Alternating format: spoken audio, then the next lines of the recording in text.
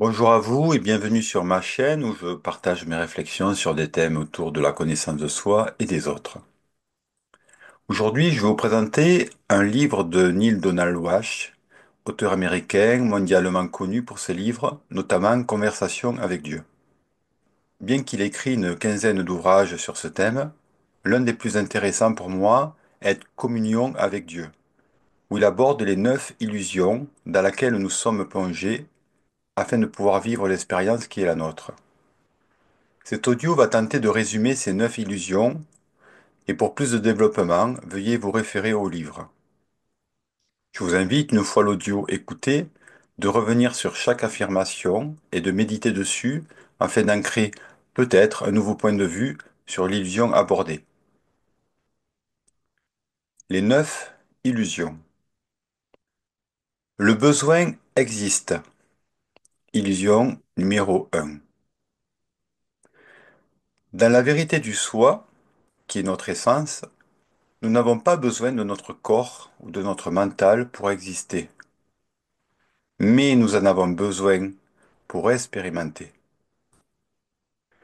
L'utilité de l'illusion du besoin va nous inciter à préserver le corps, les relations et le mental pour vivre leur potentiel. Sans ce besoin, nous ne ferons rien à ce sens. Reconnaître l'illusion va nous faire agir avec prudence plutôt que par peur et nous libère de la possession.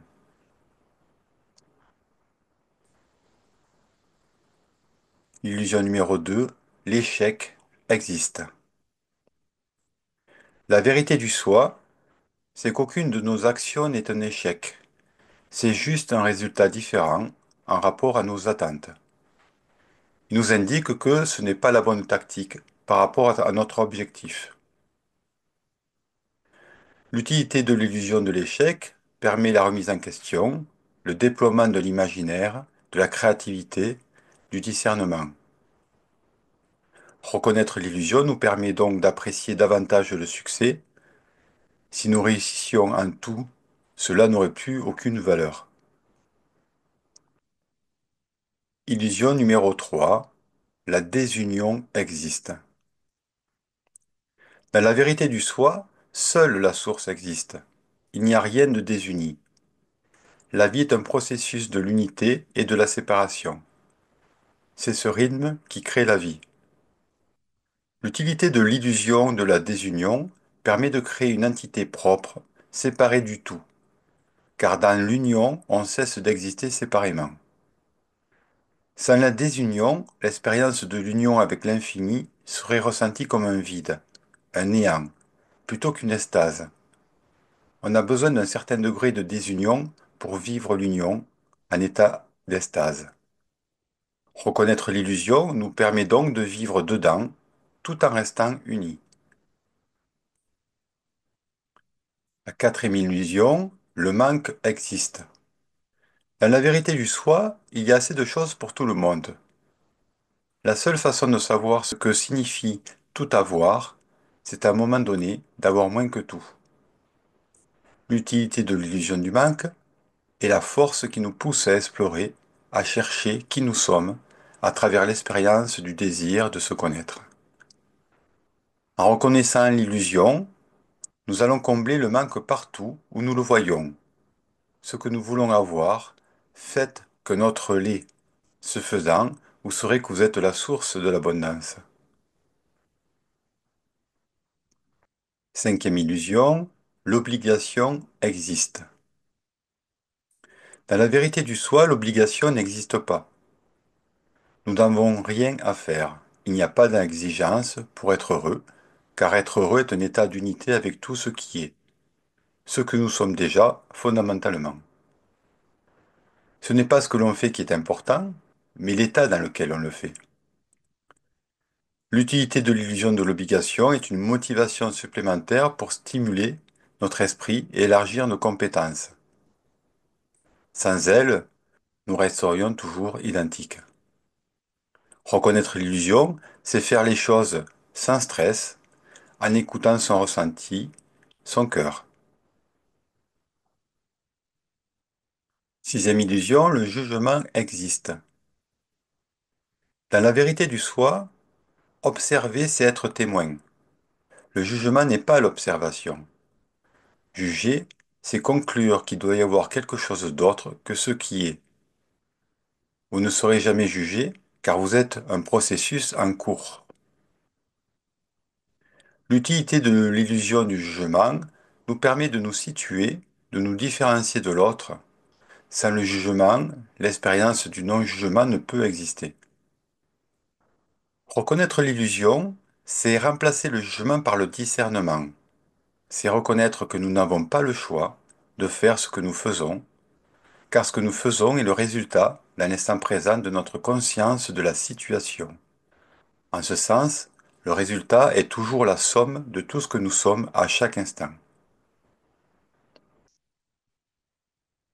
Septième illusion, la condamnation existe.